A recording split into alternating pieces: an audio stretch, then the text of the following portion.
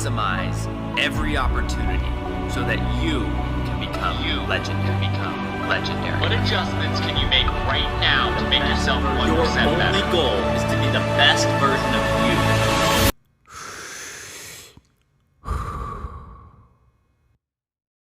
East Forest, welcome to Becoming Legendary. Thanks for coming on, man. Yeah, thank you.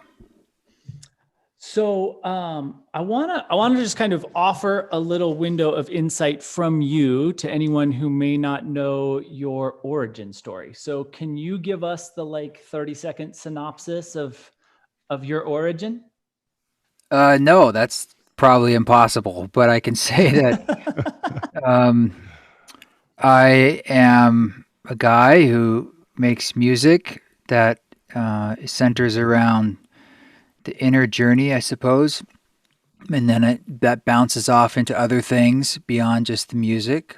But I'm just trying to figure out what it means to live in this wacky life like everybody else. But this is just sort of my way of doing it. That's about it, I suppose. All right. So your music style is pretty unique, almost like a ceremonial quality to what you offer the world. Is that sensation of ceremonial really something that you set out to create, or is it just something that naturally bubbled up through you? Well, I do think it naturally bubbled up, but it also is intentionally desired. That long ago, 13 years ago, the project was born somewhat inadvertently by creating music for myself to use in shamanic states with psilocybin in particular.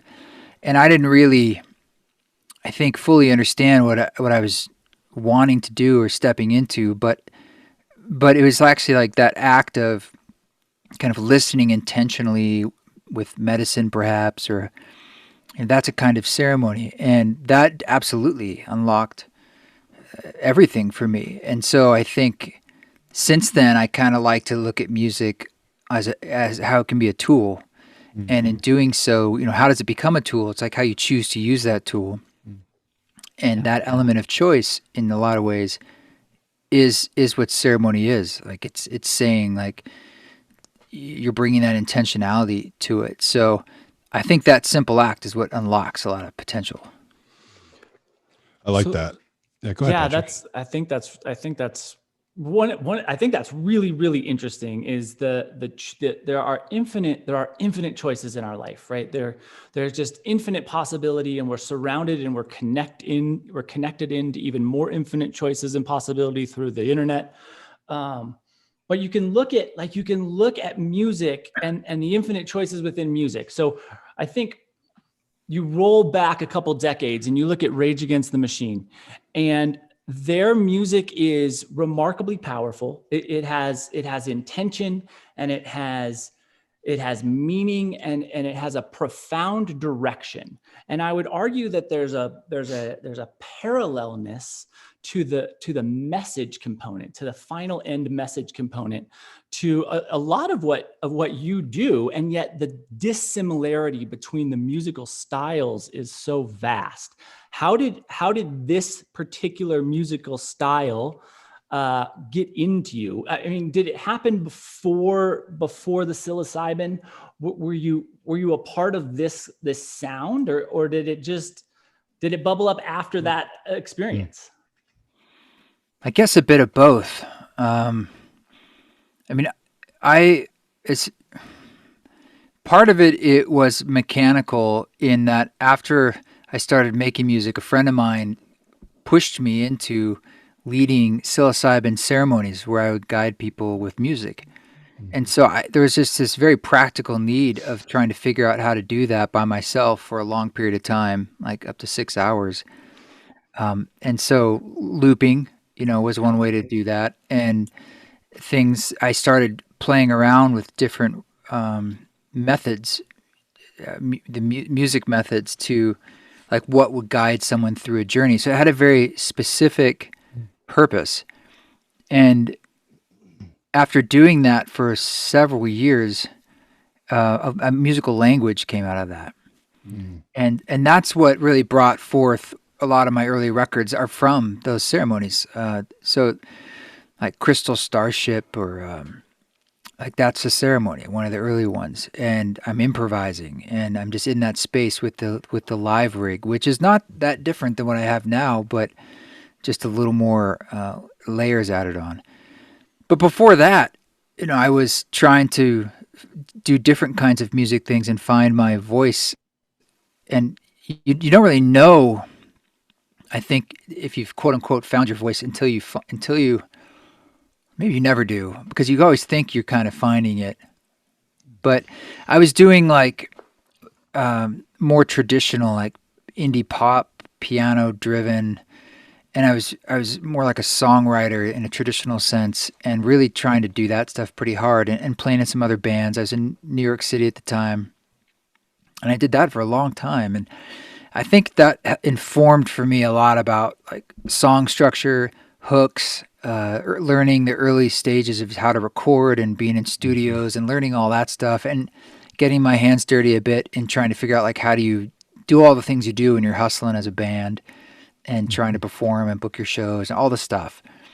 And so musically speaking, that really, I really appreciate like a good hook, and I like to play with song structure. Like I know what it means and the value of having a really strong song structure, but then with East Forest, I have the freedom at times to completely destroy that, or say like, well, maybe I'm going to like throw the chorus in only once, what is sort of like a chorus near the end after 8 minutes of this exploration. I'm aware of that. And, or it's like, there'll be a song that's essentially, people say my music's ambient a lot. And I think that's a very diffuse term for diffuse music, but it's not, I'm not really sure what that actually means, because my music's very melodic typically.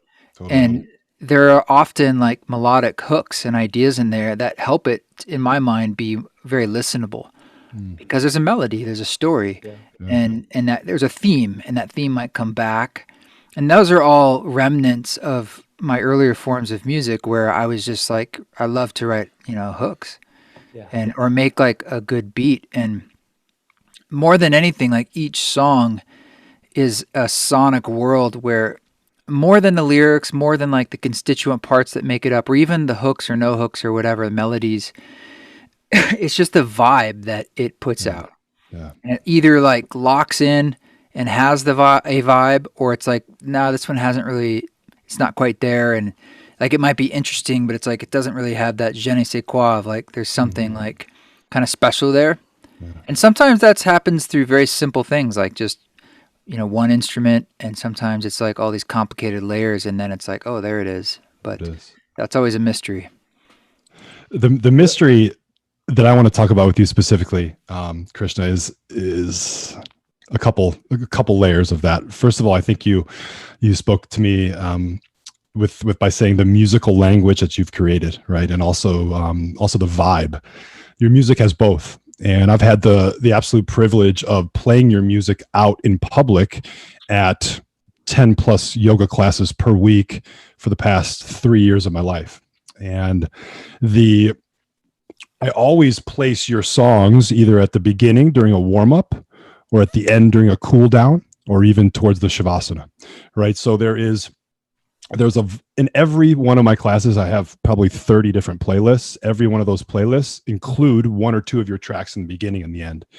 And there's been so many times walking out of class, out of practice, that the students will come up to me and say, "Who is that?" I said, "Who is what? Who's playing that beginning track? Who's playing?" They know exactly where it's at, like in the whole practice. So a couple questions for them. One, were you practicing yoga, or were you listening to the music? That's number one. That's kind of a joke. But number two is, I should apologize, I suppose. Yeah, they're pulling them out of your practice. No, not at all, man. But number two is more specifically is that it drops them down into their bodies. Right. So whether or not there's the psilocybin component to it or not, your music has a magical way of bringing someone back to their heart. So I'd like to thank you, number one, for that.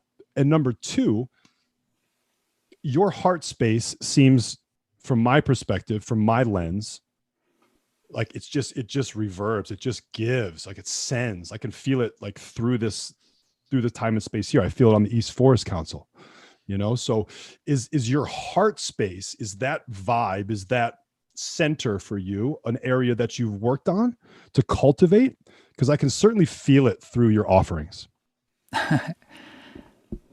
Well, thanks for that, Brian, and thank you for trusting it. Do I work at it? Yeah, a lot. But I work at it a lot because, a lot of people, friends of mine, or my exterior or sort of day-to-day energy is, can be kind of gruff or kind of, I'm trying to find the right words for it. I don't know. Let's just call it rough. And then they'll feel like what they hear in the music is sort of like, to them, they're like, what is that? It's like a whole other energy coming out. And for me, it's more like, we all have our public sort of personas and our private personas. And Sure. I think I'm always just chasing a particular energy because it's like a balm for me. It's a salve that is kind of medicine to help me just feel better. It's the way of getting in touch with that thing that we all are. And I found that by doing it, by creating music that way, like by actually like finding, oh, these chords make me feel that way, it just feels good for me. And it's just a blessing for me that can resonate with others and turn into something that can become essentially a job. I mean, thank God. It's like the thing that I need to do can be the thing I need to do, because it's like, okay, now it's like the thing I'm supposed to do every day. So it's sort of like, okay, I need to like do it now. It's sort of like got to clock in. But thankfully, like the thing I'm doing it's very self-serving for me, because if I didn't create like that, I don't think I feel very depressed and anxious. And so it's a practice for me in the way, like I'm sure maybe yoga for you, that's not my dharma, but music for me has become something that like that. And it's not always like that. It's like I fall off where it's like, sometimes it's like surfing. Like sometimes it really feels like it's clicking, but creating is a kind of drug. You got to be careful, because on one hand, it's a vitamin I need, but it's like if you have too much of it, you can kind of feel sick. Right, because it's too much, like it's too much good. It's like, and you'll burn out in a way. So it's sort of like steady little bits, consistency, keeping your head on straight, trying to stay humble and making mistakes, growing, making noise, making bad songs, experimenting. Those are all really important things. Yeah. To know that you're still kind of on your edge and growing as a person. Yeah, that's super important. Growth is something that comes out of being uncomfortable, right? So a lot of times, if you can lean into things that are uncomfortable, even like in the creative process, like you were talking about, or for me in my practice would be like teaching a yoga class without a script, right? That's kind of throwing everything to the wind and seeing where it lands. I think those are the most, can be some of the most magical times for both the receiver and the practitioner, and the giver, if you will. Yeah, it probably feels more alive, like a conversation. And concerts can be the same way, where, and there's something about like the ceremony concerts I've played that were medicine ceremonies, like music for mushrooms, for instance. That is a live and improvised ceremony. But I wouldn't feel as comfortable doing that in a space that was where people bought tickets and they weren't on doing a mushroom ceremony, because I would feel more self-conscious. I wouldn't feel like they're receiving me in quite the same way. I wouldn't feel the same freedom to explore for like half an hour to find like a groove. Whereas in the mushroom space, I'm like, that's the point in a way. It's like, so I haven't for myself, but I also think like that would be maybe the ultimate manifestation of my work publicly, is me finding my own faith and trust in really being totally vulnerable like that and being like, I don't know, here we go. And one of my favorite artists, Keith Jarrett, that's the way he would perform. And that guy's a monster of player, but he could play anything. I can't. I'm a one-trick pony. But I admire that ability to step out in front of all those folks who've paid big money, and they're like, we really want to be like, we want to have a special experience. And you're like, well, here we go. Let's see what happens. And really let it go where it wants to go. Yeah. Let it go where it wants to go. Yeah. It's tough. It's Yeah. tough. It's tough when there's expectation. Expectation brings everything down, doesn't it? Well, it sets you up for disappointment. There you go. I mean, That's- it kind of that's just is what it is. But when Yeah. you have something you want something to be and it's not that thing, then Yeah. frustration ensues. Exactly.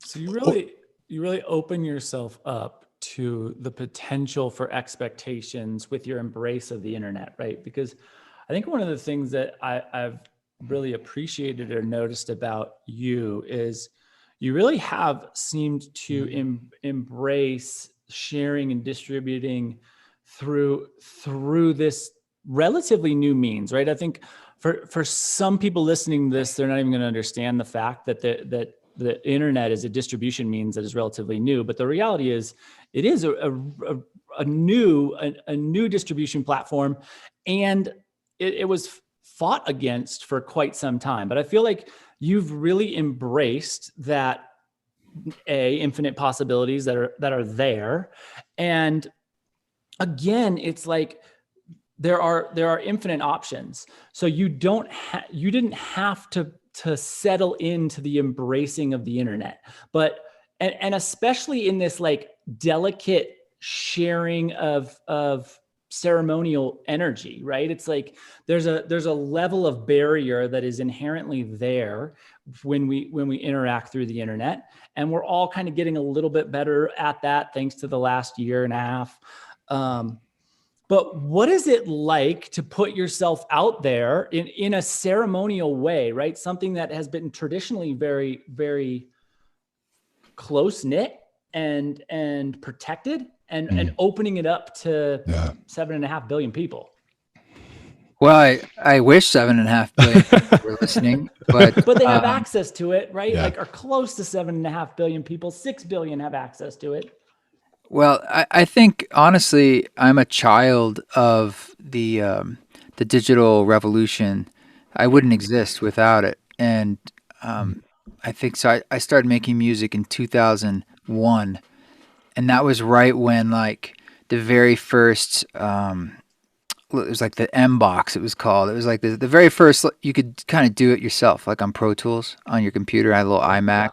The ones that was like the color, Yeah. First iMac, yeah. The boxy one. That was a big deal. Like that you could now record music on your own, and because there'd be no way I would have the ability to explore making strange music in a studio and pay for that, and more of the self-consciousness. It just would never happen. And then on top of that, to be able to share it through a system where you could just put it out there. That was MySpace back then. MySpace. and that was free, and that was a way as a new distribution system. So for myself, frankly, at that time, I wasn't trying to really make any money off it. I was just trying to get it out there to see my very first record. I had such a powerful experience with it myself that I ended up releasing it on a Creative Commons license, and it's still, that's why eastforces.org, and it's still free to download on my website, because I wanted elements of the project to be in the gift and the whole thing to be in the spirit of the gift. I have to recognize that I'm still trying to make a living with it, but it was important to me to like keep that mindset. And so early on, I wasn't trying to I didn't have the option to like make money off it. It was just like, put it out there and like everything else in the world. And it was the yoga industry was the first to pick it up, because I think they were seeking in a similar way that I was, just through a different medium. And so they recognized first like what I was putting out, and it made sense to them. And I wasn't a yogi.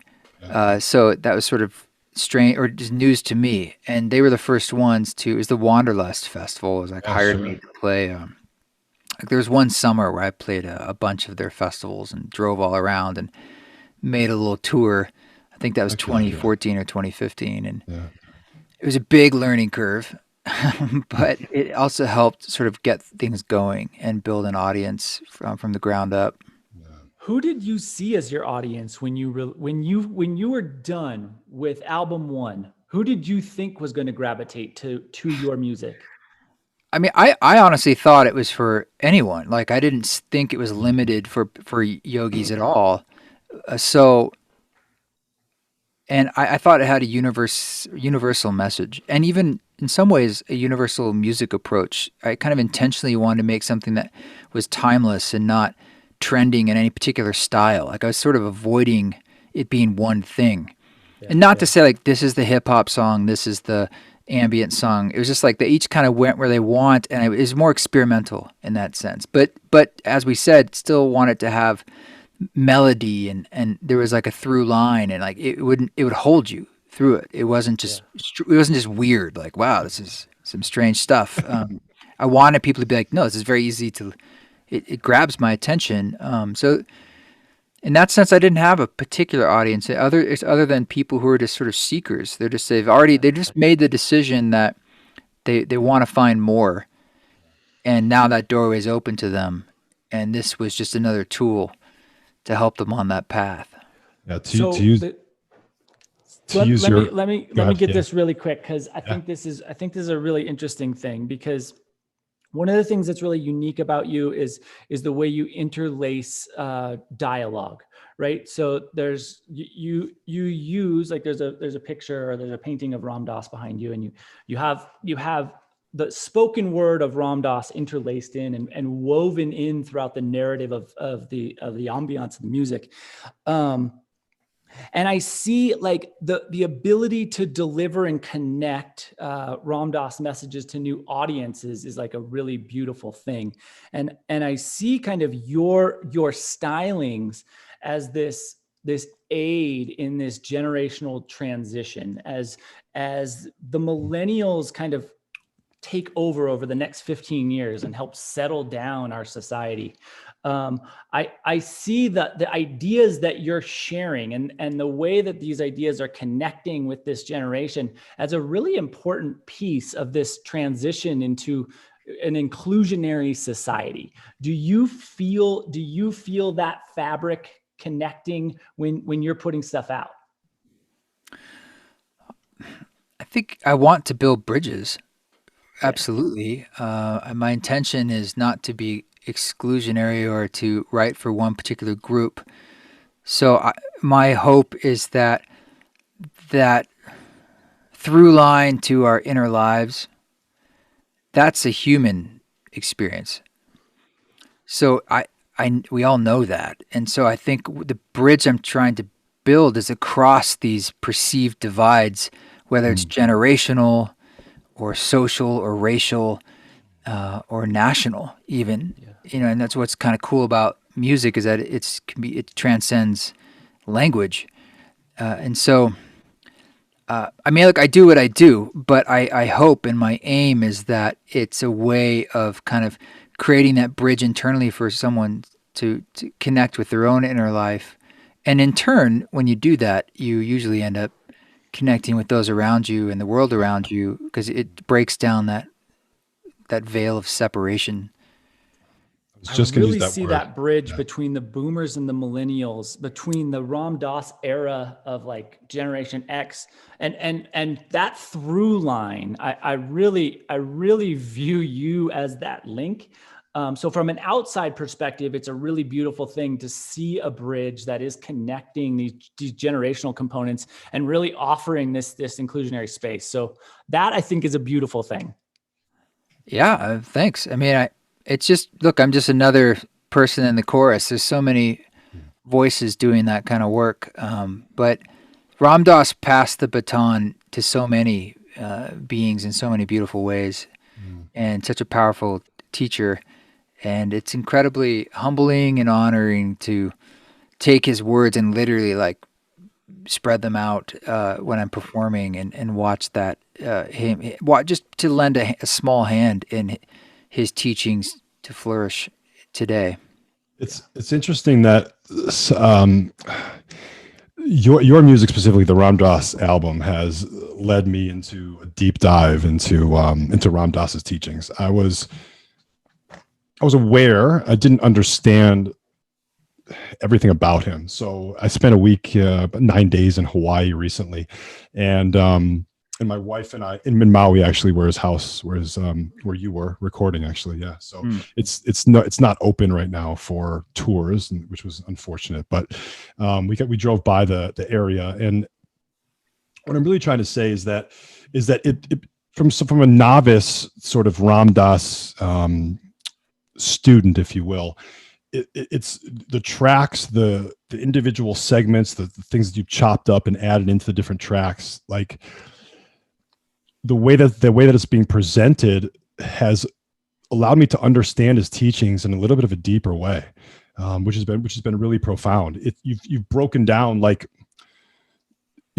you can download 8 hours or 9 hours worth of lectures in one single, audio book or whatever. And that's what I've done. And I noticed your tracks they're his words, but he's taken things he's said before and maybe said them in a little bit of a different way, or again, with your underlaying of the musical compositions underneath that. It's powerful. And from the witness, from my soul's point of view, the unchangeable soul, your music, it penetrates the human ego, and it dives deeper into the soul aspect of it's soul music, Krishna, whether or not you like it or not, brother. It's soul music, and I mean that with so much passion. You're right. The word separate, it's broken down for me and my friends, me and my wife, me and my yoga students. It's broken down, that word that we're so focused on it being separate, that we think we're separate from one another. It's bled those lines, broken down that barrier, and allowed us to connect, my wife, my friends, my yoga students, in a deeper way that without your offerings, man, I don't know if it would have happened for me. So it's magic. And that's what I'm leading towards. My next question for you is, what is magic? What does that mean for you? Because you deliver it in your music every single day. Man, I don't know. Magic.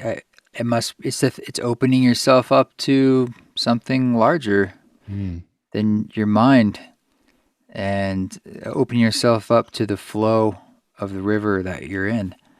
And that's easier said than done, but it's simple.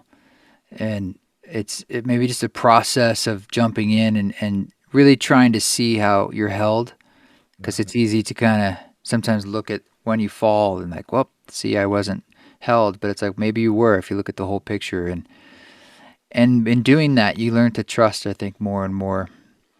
And so I have the benefit of just doing that over and over again. So it helps teach me that I can leap. But as I was saying, I think I still have a long way to go where I could probably leap a lot more and probably be held. I'm just afraid to. But you're a human, right? That's what comes with being a human. Well, it's a process, you know. So we'll see where it ends up. But every day I try to take some risks like that, and because you can't really flow and grow into bigger and greater things on your own. Like you have to be part of the larger thing, because so if I grip too tightly, it probably will never happen. Or you're just sort of, it's like you're just trying to stop the water, but it's trying to just flow through your hands and your fingers. So that's something I'm always working on, is kind of loosening that grip. That sounds like a recent lyric from one of your new tracks. Loosening the grip. I think phrase is in my head. Yeah. There's, speaking of your new tracks, the newest one that I really appreciate, besides the whole album so far is amazing and possible. Check that out if you're listeners, if you haven't already. Anything, eastforest.org, correct? And anywhere you find music. Correct. Yeah. That was a shout out, by the way, a plug for you. Appreciate that. No, but more specifically, I'm looking it up right now because when we're talking, I can't remember the name of it. I've only released, I don't know when this will come out, but there's like a song, there's only 4 out, and that all culminates in the record releasing in July. which will be 11 songs, sort of a traditional length. Yes. And it's sort of contemporary classical in nature, this particular record.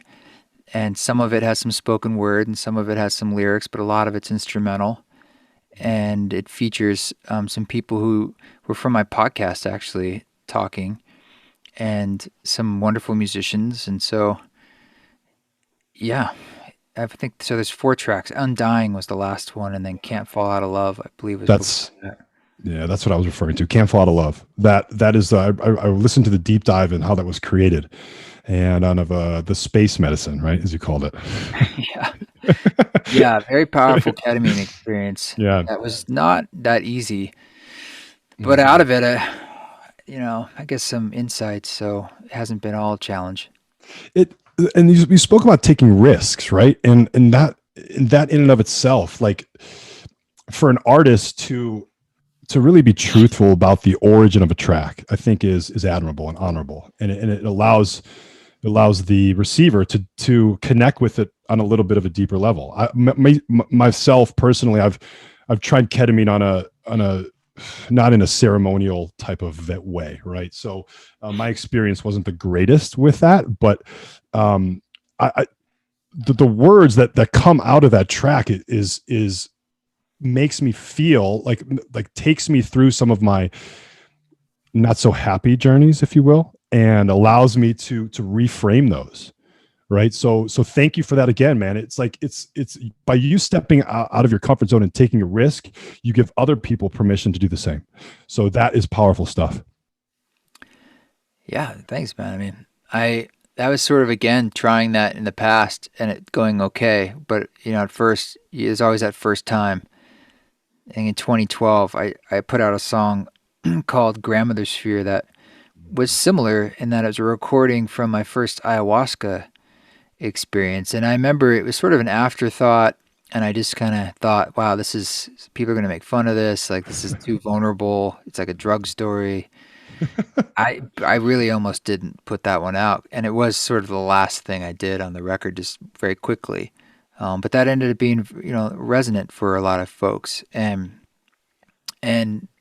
I can see that now. But sometimes when you're in that space, it's that gave me faith.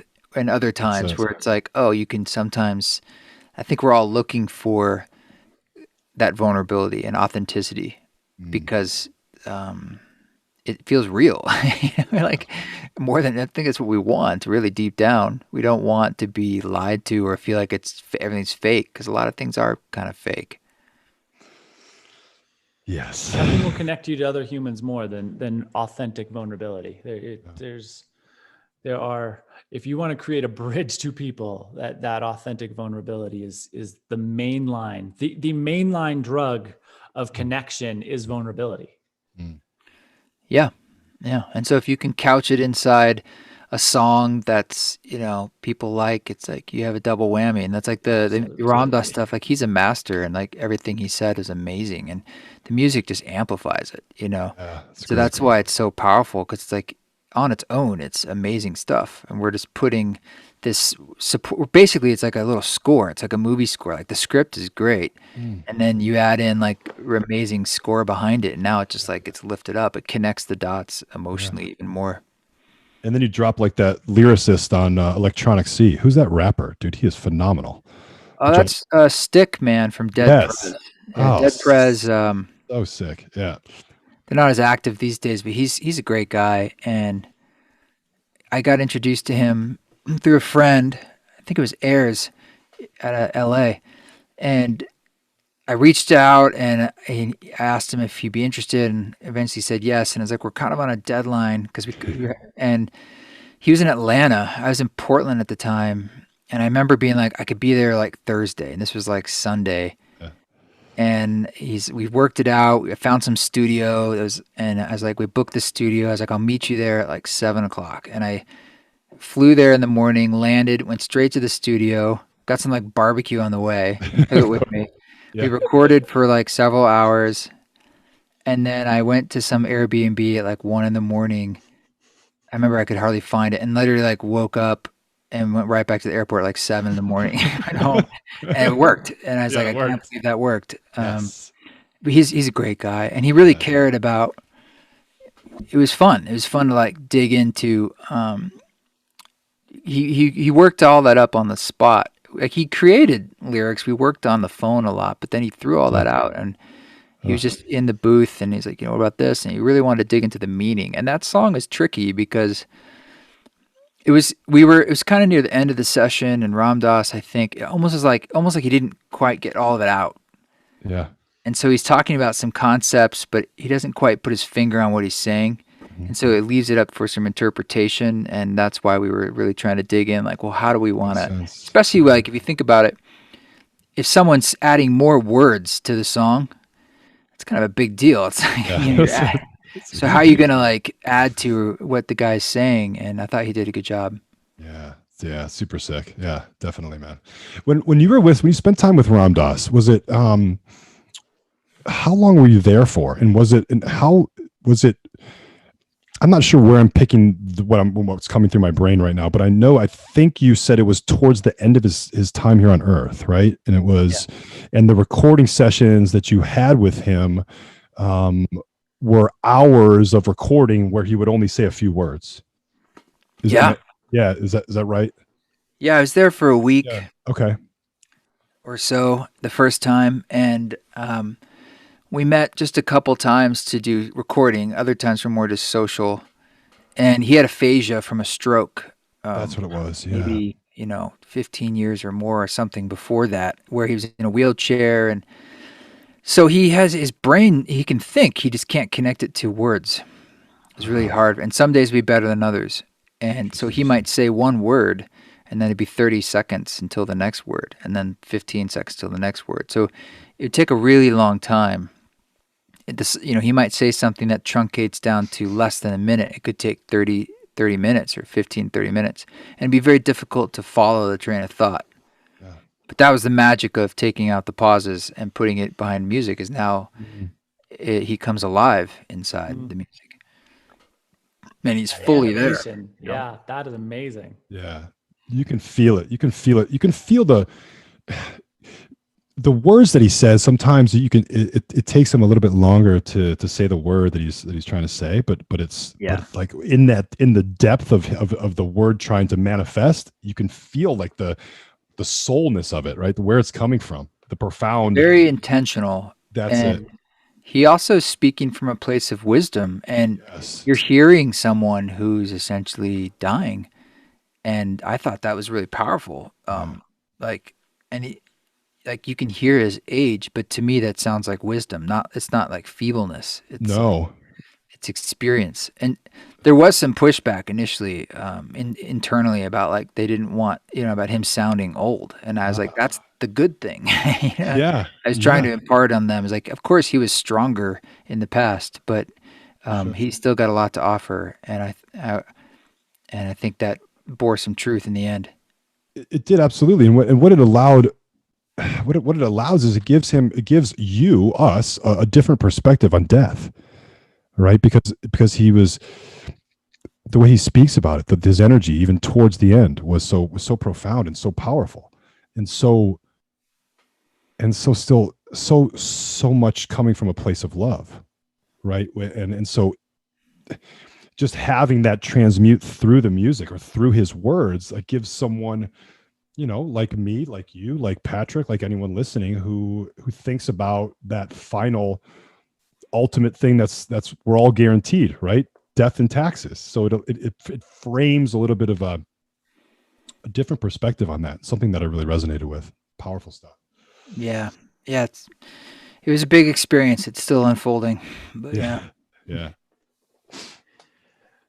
Ram Dass describes himself as a window, right? And his teacher, Neem Karoli Baba, is kind of the beam of energy that he lets through this window, this observation piece. And one of the things that is really deep within that lineage's teachings is cultivating the observer.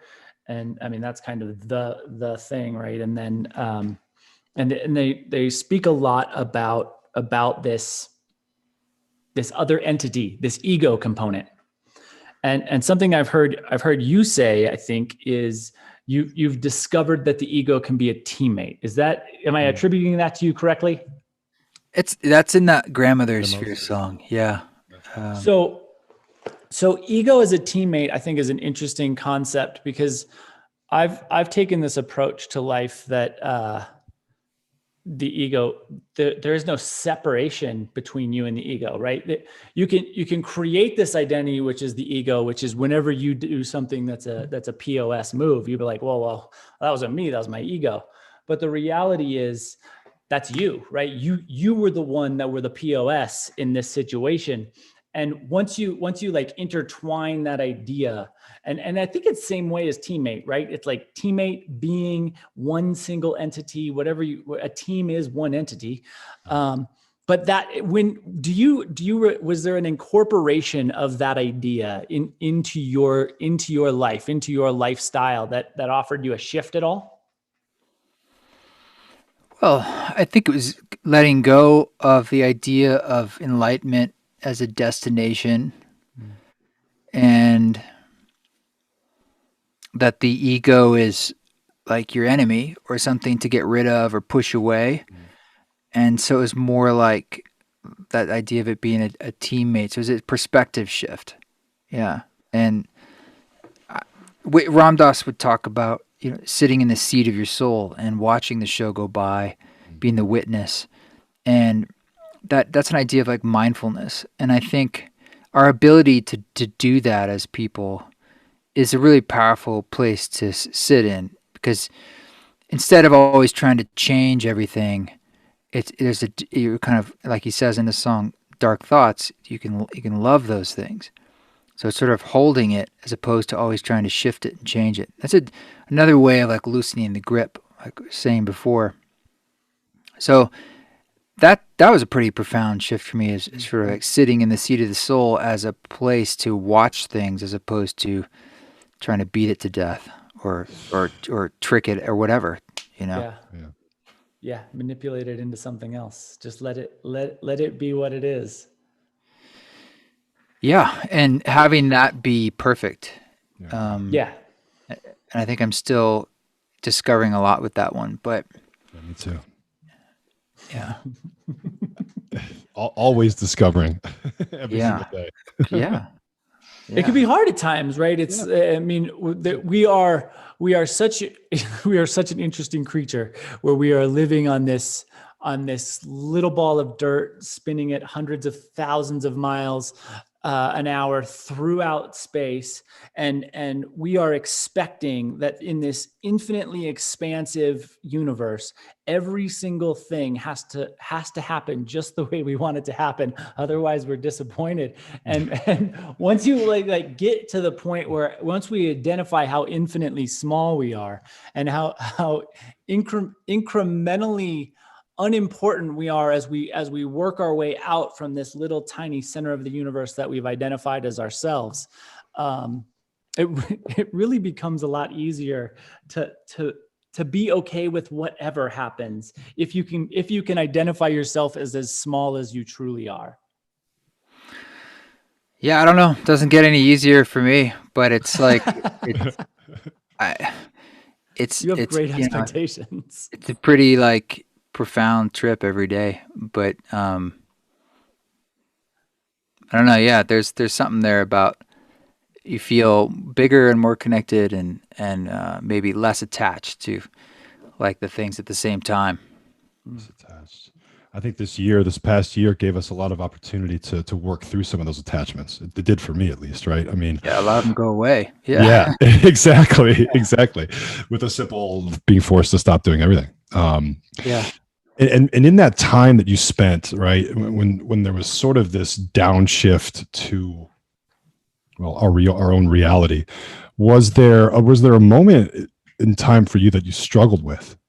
Right. I think we all struggled in our own way. And I'm not sort of asking you to dive into any sort of things you don't want to share, but I'm more specifically talking about your creative process, right? And sort of how you dive into that with the world as the way it is today. Was there any sort of bounce back from that in the way that in the pandemic time? Yeah, in the pandemic time, and even moving into now when things are starting to open up, right? There's some of those things that we were forced to close down in our life, and now are reopening. So with that comes all of the fears, all of the unsettledness that humans feel, right?